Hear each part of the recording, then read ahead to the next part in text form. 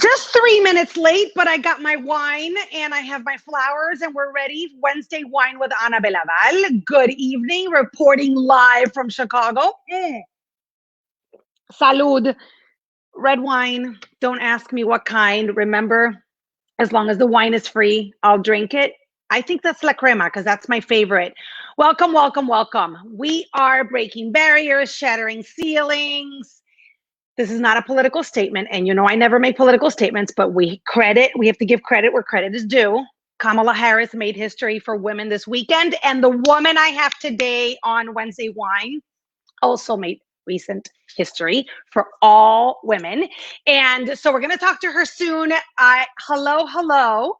And yes, I match the flowers, Natalie. You know how I am. My friends from Blossoms at any time match my flowers. You know what I asked for? I asked for vibrant, strong, and celebratory flowers for my friend Angi Taylor. Angi has been a staple of Chicago radio for a while. But listen, she's always been the sidekick.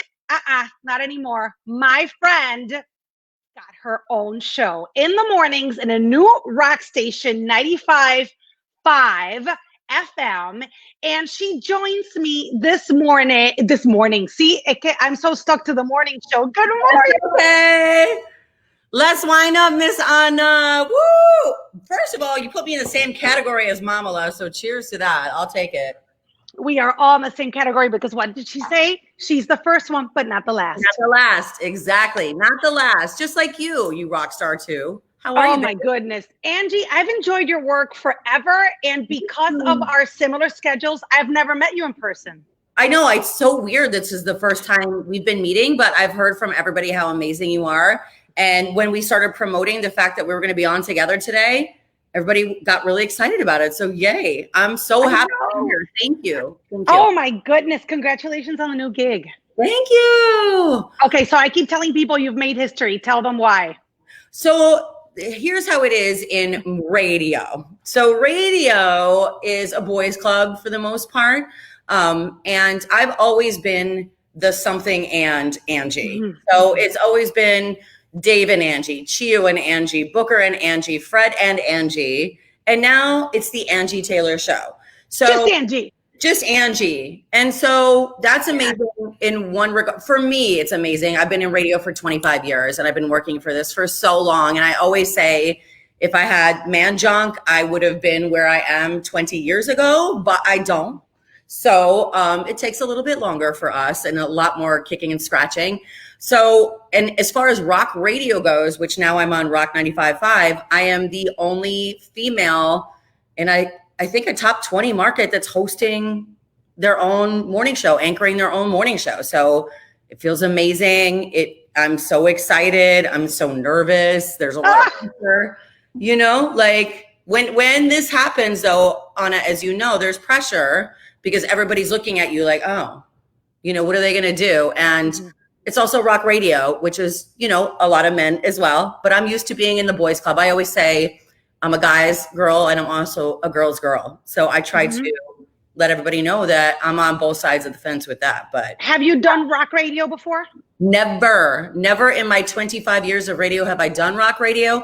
But I'm also a woman of a certain age. Okay. I'm 47 years old. So yes, when I was growing up, when you were growing up, I always give the analogy. I had a 2 Live Crew poster on my wall and a Motley Crue poster on my wall. So while I loved and grew up on hip hop and pop music, I also grew up on rock and roll because that was top 40 at the time. Yeah. They were playing Van Halen and Motley Crue and these anthems. Guns N' Roses, AC/DC, like the things that we would keg party to, honey, and like the things that we grew up on that give us that warm, fuzzy, nostalgic feeling that I feel like everybody needs right about now. So it's a very easy transition. I mean, if I would have to do modern rock, I don't know that I would hang with that. If I had to do super old rock, I don't know if I could hang with that. But this is our demo, our generation, and what we grew up on. So it feels very natural. You are also, if I'm not mistaken, the first Serbian. I think so. I think I am.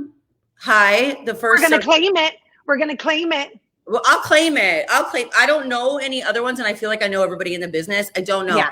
I'm a proud Serbian girl. I'm first generation. Both my mom came here pregnant with me from Serbia, so I'm basically a birthright citizen. My family's documented. Don't come at me. But yes, I'm sure you know how that goes, honey. Like, Yeah. I got papers. Yeah. I'm Puerto Rican, and they ask me all the time. So, so did you grow up the way I did, where your parents didn't speak English? no, well, remember that I grew up on the island. So I grew up speaking both languages. Okay. Yeah, my parents speak English, but you speak Spanish on the island. So yeah. But yeah, I moved here 24 years ago to pursue a career just like you. And look at where I am at, speaking the English on the television. On the television. On the television. Angie, how does it feel? Because, I'm 46, you're 47. And how does it feel to reach this level of success at this age? It feels like a new chapter. Yeah. I feel like, we go in these chapters and stages in our life. Mm-hmm. This is a new chapter. I'm married. I have a teenage daughter. I'm settled. I've been in Chicago for 17 years. This is my home. I got married here. I have my baby here. I love this chapter in my life. It's a new season, as they say, for us women. Yeah. I'm in a new season, honey. It sucks that it took this long to get here. I will say that, but that's on why girls like you and I are trying to bust this out, to make sure that the girls that are on the come up have a helping hand and a path. And there are so many women's shoulders that we stand on that led the way for us. And so I want to make sure that the next generation of radio women or TV, women don't have to wait so long to get in these positions that they're so qualified for.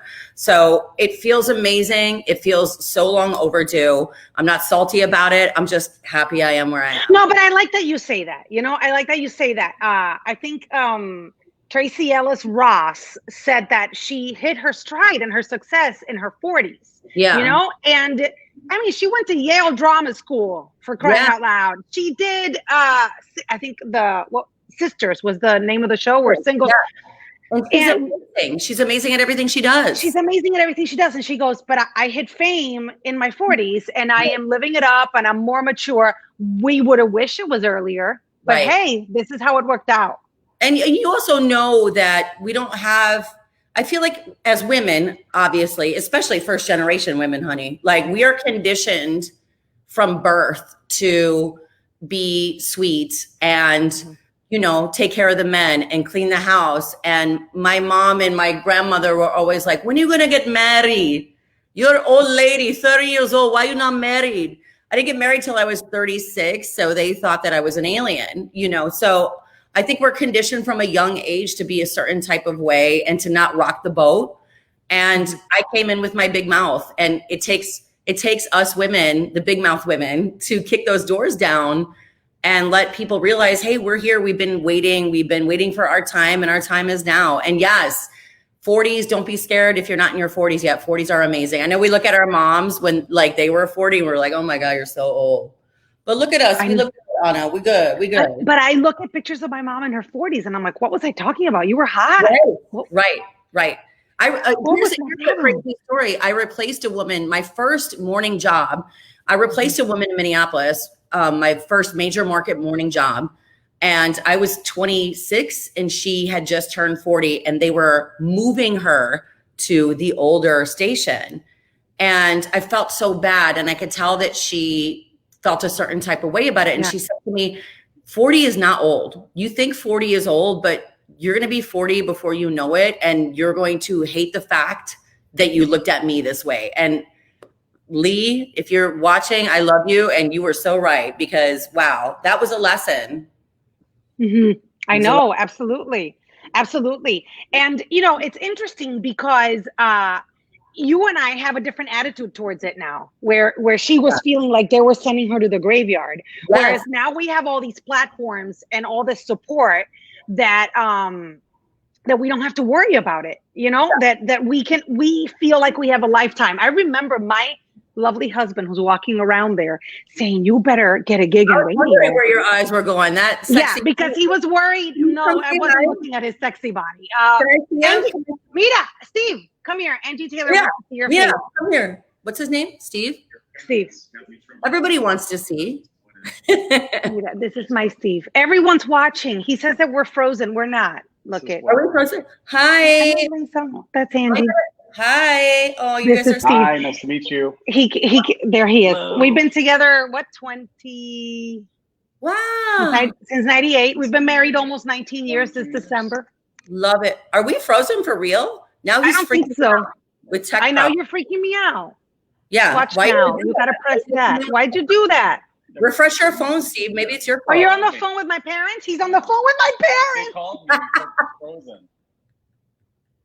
That's why I'm gonna get when he hangs up Serbian, and then my father's gonna go through all this history of Serbia and the relationship with the Croatians and blah blah blah. No, my dad's gonna go into oh my gosh, she's first generation. When did her parents? I'm Croatian too, because we were all Yugoslavian. This is for your parents. Yeah, we're all one country.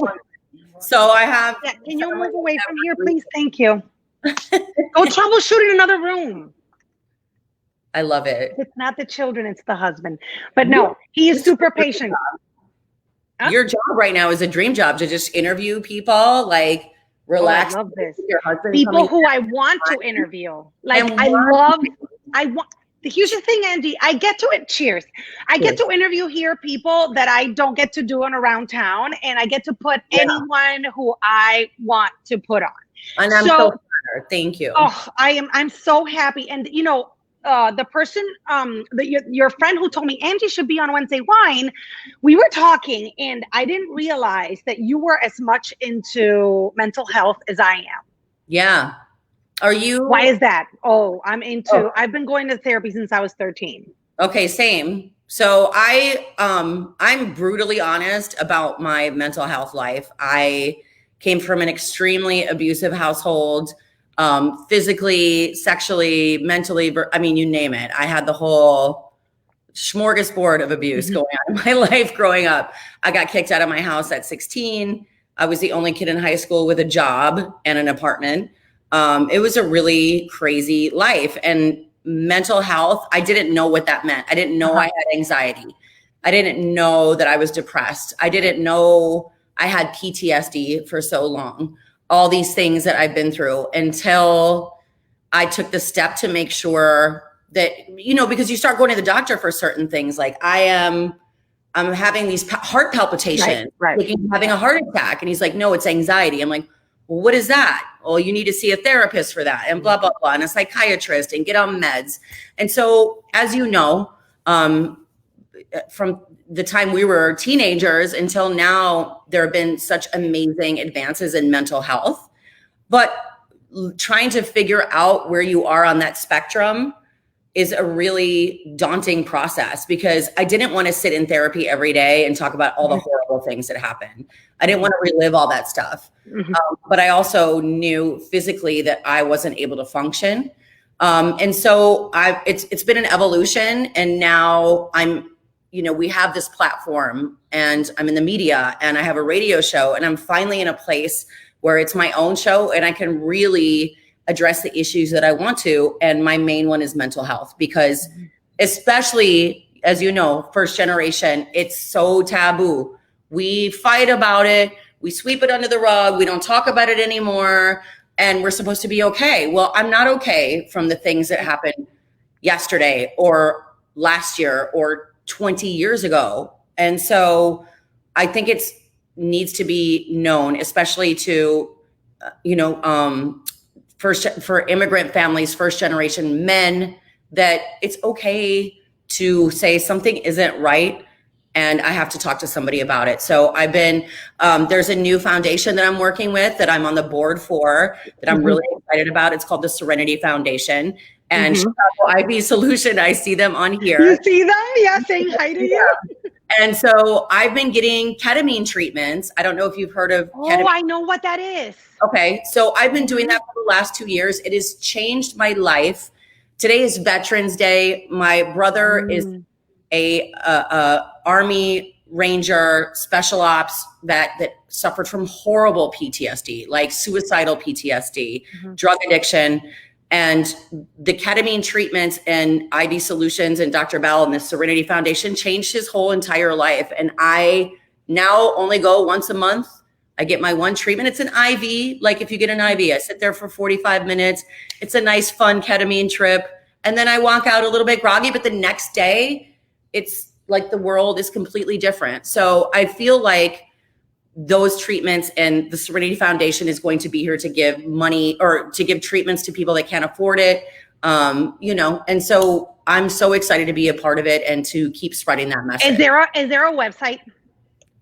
So we are so brand new that we just had our first board meeting, but you can go to Chicago IV Solution. Okay, I'm gonna put it right here. Yes, Chicago IV Solution.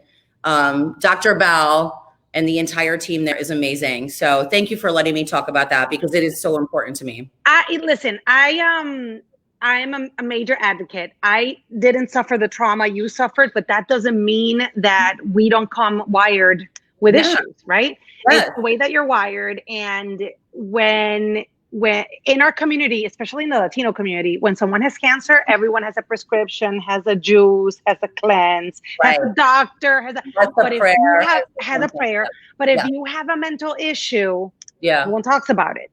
Isn't that crazy? That's the stigma with mental health. If you break your arm, you go to the doctor, right? If you are suffering from mental health, nobody goes and gets it treated. Did it throw you off I've needed therapy more intense in certain points of my life than in others. And I remember when I became a mom the first time, I had to go weekly because girl, you know why? Because you see your child at the age that you were and what you were going through at that time, and it brings up all those memories. And you look at that sweet little baby and be like, how could anybody let this kid go through what I went through at that age? Becoming a mom brought back so many of those issues. I thought I was over it. And that's been part of my problem my whole life. I always think I've got it, I beat it, but you never really beat it, babe. You just manage it, right? And you have to manage it the best way you can. And so take whatever treatment and solution and whatever you have to do to figure it out and talk to somebody else. Because mine is anxiety and self-esteem issues. My concern was that I had nailed everything so far and that I was stuck at this. Like I couldn't figure out what this baby needed. I couldn't figure out if I was going to be enough. I couldn't figure it out if I was going to be myself again. Yeah. And I remember going to my therapist. Did you have postpartum too, Anna? Yeah. Yeah. Same. Not terrible, but not like I were maybe off a bridge. But fleeting Angie of what if I'm never going to be like anxiety, like I'm never going to be able to travel again. And I was like, what does this baby want from me? Right. Same. And I remember going to my doctor, who's been my therapist forever, and saying, you need to give me a pill right now. I'm broken. Yeah. And he's like, you're not broken. Your hormones are a mess. And you have anxiety and you are not broken. In a few weeks, so your hormones are going to normalize. You're going to feel better. Right. But still, I needed someone to, and my mom never claimed to be perfect, but my mom never also told me what was the hard part of this, right? And so when I started speaking out, because, Latinas should have all the babies that the good baby Jesus sends to you, and love them and adore them. Right. And so when I started speaking out, women will go like, oh yeah, no one told you that? No one told me that. Nobody tells you that. They only tell you the good things. Like when you're pregnant, they're like, oh my God, being a mom is the greatest thing ever. Your life, like everything. Nobody tells you about the fact that you are worried every second of every minute of every day for the rest of your life. I mean, nobody tells you. If you suffer from anxiety, I didn't take my daughter out, I don't think for 6 months in her stroller, because I was like, if we walk outside, and we live downtown, right, in the Loop. And I'm like, if we walk outside, a cab or something's going to jump the curb, kill the baby. I'm the worst mother ever, blah, blah, blah. I just thought of every bad scenario in my head that could have happened. I remember how growing up, my mom would get out at the cleaners and leave me in the car because she could see me. Yeah. the first, and I was grown, locked the doors, and Yeah. every time I felt like doing it, and I'm like, today's the day that they steal her.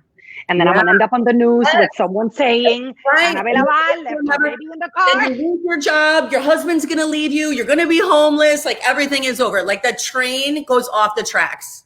In 30 seconds. Boom. Totally.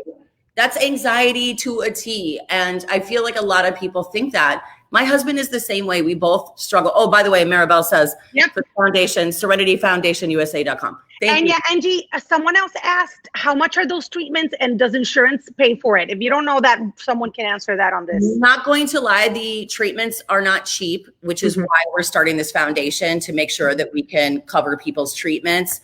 And I'm not sure about the insurance. I feel like there's some that do, some that don't, maybe whoever responds. But yes, exactly. But so I think that happens on every level. It happened to my husband too. We're on our honeymoon. We went to Vegas on our little quickie honeymoon, and he sat in a cabana the whole time on the phone because he was so afraid that if he wasn't speaking to work, that he was going to lose his job. I'm like, they know you're on your honeymoon. He didn't know that he had anxiety. And the entire time I was sitting there by myself, I'm like, babe, we got to go to the doctor.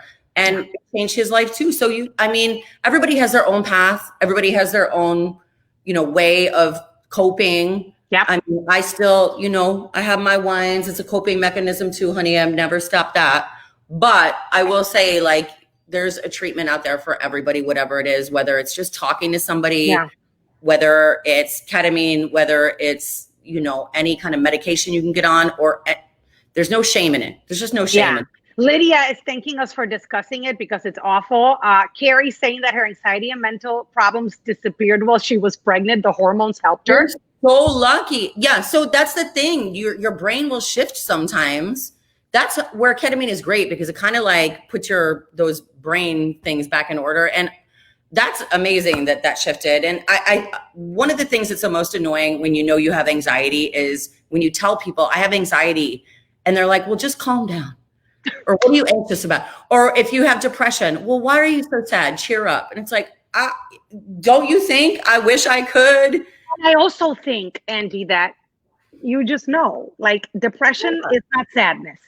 It's like not. when I had postpartum, that wasn't sadness. That was depression. That was like, I can't get out of bed. I don't want to get out of bed. Like, it's different than, and if you are not okay here, your body will react. Your body will react, and it affects everybody. The tentacles are far reaching. It affects how you are as a parent. It affects how you are as a partner to your spouse or whoever you're with. It's just, it affects how you are at work.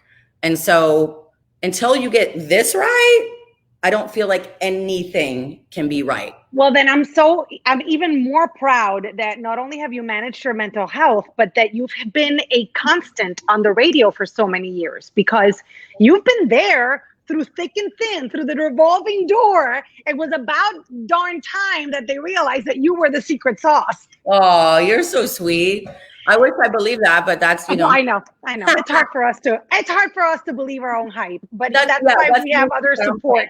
Yeah, we're downplaying, like, oh no, it's like a team effort, like everything. We're a team. There's no I in team. Like, but I appreciate you saying that, and I do think that the mental health part is super important, no matter what you do. So, how overprotective are you with the 15-year-old? Oh my God. So I'm hyper protective. I want to say that her dad might be a little bit more. I'm trying to push her out into the world a little bit just because I was pushed out in the world so early. And I walked down the street with her and I'm like, okay, this is how you have to walk down the street. You got a mean mug. You don't look people in the eye so they know that you recognize their face if they try to mess with you. I'm like, don't look down. Don't look weak. Like, I try to teach her to walk down the street like a boss, Yeah.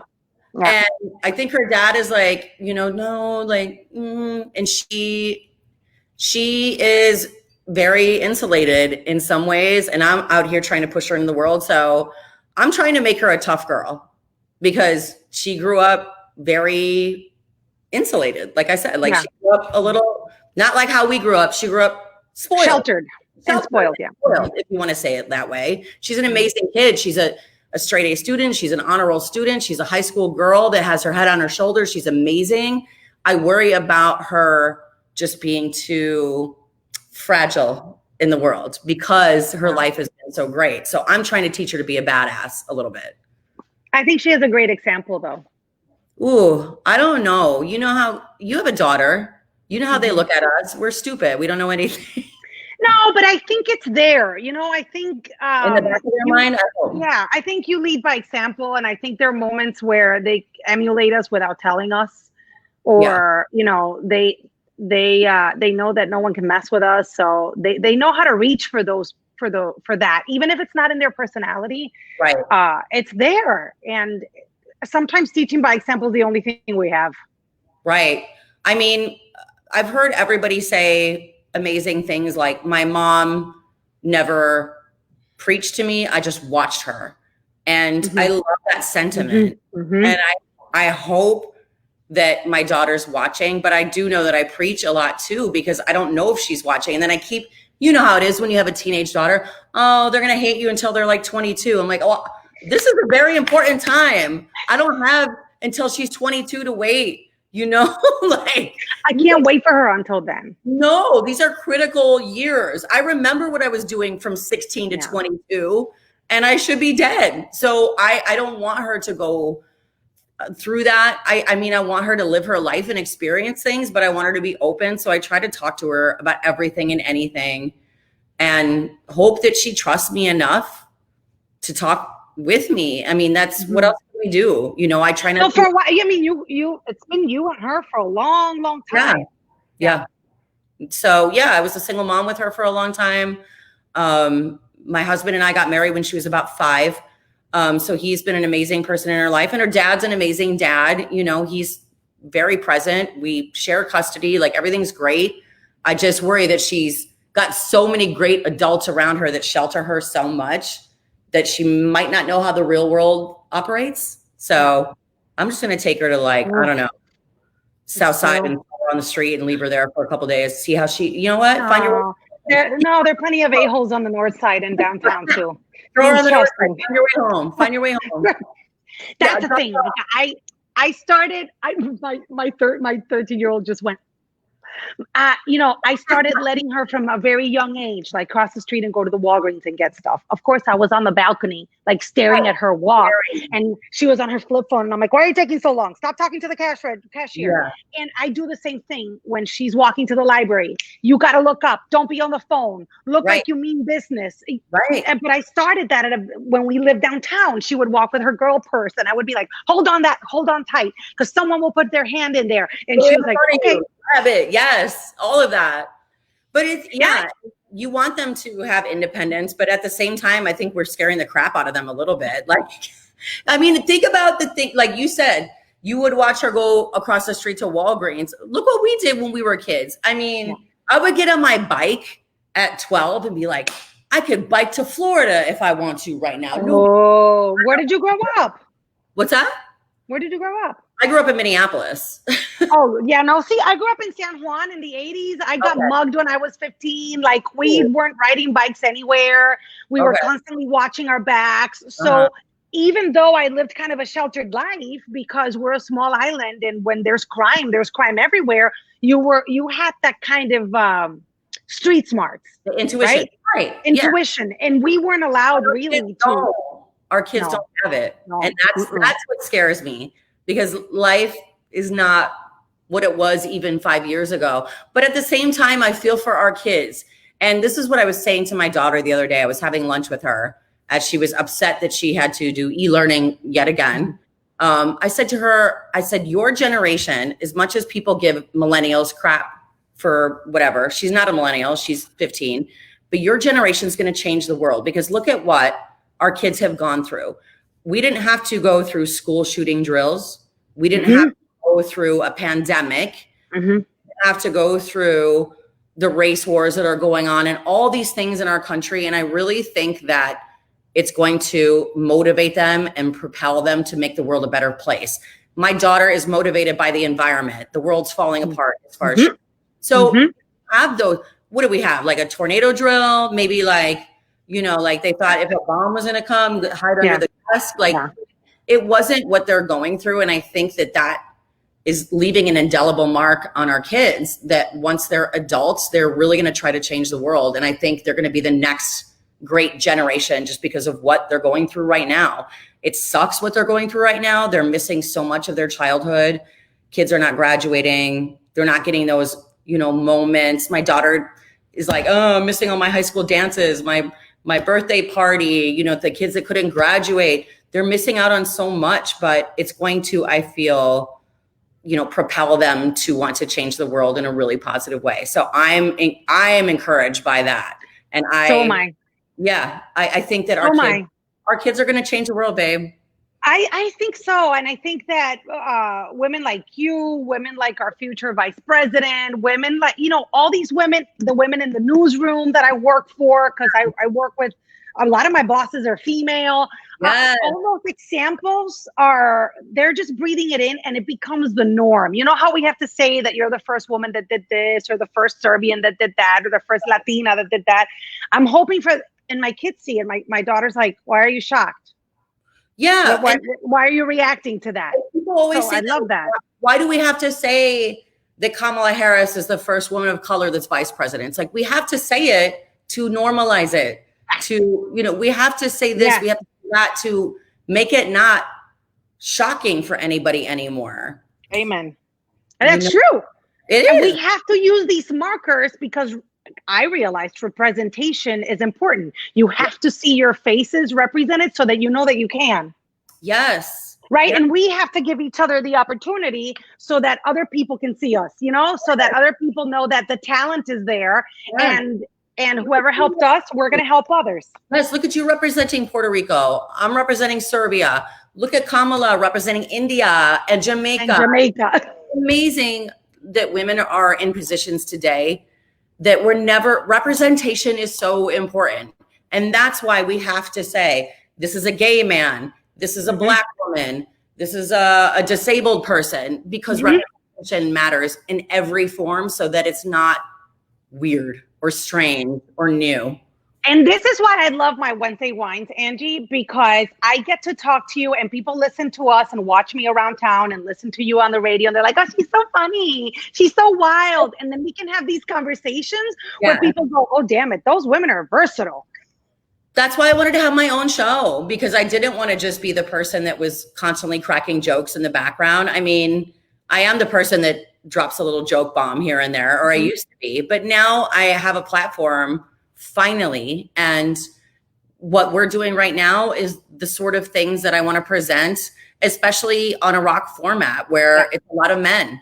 Yeah. Men need to hear this. They need to hear about these things, the representation, the things that we're talking about. So it's a different generation, and our generation, while, the Gen X's have been very influential on society, like I said, our kids are going to be even better. And I think that we are changing the world slowly. We're not where we should be, but I'm so excited to see what our kids do. They're going to be amazing. And they're not going to have to post things like, oh, we could do this, we could vote because of Susan B. Anthony. We could do, it's not going to even feel weird to them. Yeah, exactly. I don't want them to forget it, but it doesn't have to be the first thing they realized. Right. You don't have to constantly have to search for it to find it. It's there. It's the norm, right? Yes. And so people can plug the show. Mornings, what time, what station? Mornings, 5 a.m. to 10 a.m. Very early, but we have a very early working crowd, a lot of the people that are city workers and, the union people listen to us super early. They're all at work. So 5 a.m. to 10 a.m., Rock 95.5. And it's rock music from the late 80s, 90s today. It's the warm hug. It's the keg party that we've all been missing. I love it. Angie, thank you so much. I love you. Can we be best friends? I know. We have to go out for drinks. But like at 11 a.m., because that would be when you and I can drink. That's what I'm saying. I'm like, that's my happy hour. And my husband's like, oh my God, you have a problem. I'm like, dude, I've been working for 8 hours. It's my happy hour. And he's like, yeah, my happy hour goes to 9 p.m. I'm like, that's probably not good, but whatever. Have a wonderful night, my dear. Thank you, my love. Of course. Bye-bye. Everyone, that was Angi Taylor, 95.5 every morning, 5 to 10. Go get your hug from Angi. Go get your great information. The Serenity Foundation. All the information's on my comments here. And if you're watching us on YouTube, leave a message. We want to know what you thought about our conversation, about our Wednesday Whine. Who would you love to see here? What do you want us to talk about? We keep it real. You noticed, right? And that's what I'm trying to do here. The Wednesday Whines are also on my new YouTube channel. I've already have over 1,000 subscribers. So thank you if you subscribed. If you haven't, my son would like you to know that we need to get that button from YouTube. So please subscribe, Anna Belaval TV. Let's keep it real together. Tell me what you think. Thank you so much for joining us. What a great conversation. Happy Wednesday. We'll see you next week.